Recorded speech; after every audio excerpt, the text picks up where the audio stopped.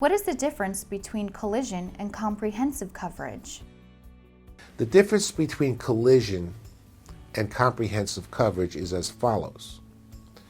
Collision will pay for your property damage repairs, whether you caused the accident or not.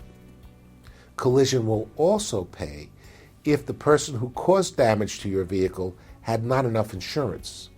So let's say they had only $5,000 worth of property damage insurance and you had collision for more, your collision policy will pay the difference. What comprehensive coverage is, it covers you from non-accident related type of events. What could that be? If your windshield broke or became cracked, that's under comprehensive. If hail destroyed your car, that would be comprehensive. Or if your car is stolen, you may have comprehensive benefits as well, up to the value of your car. So it's important that you know which provision of your insurance policy applies, especially when you purchase car insurance.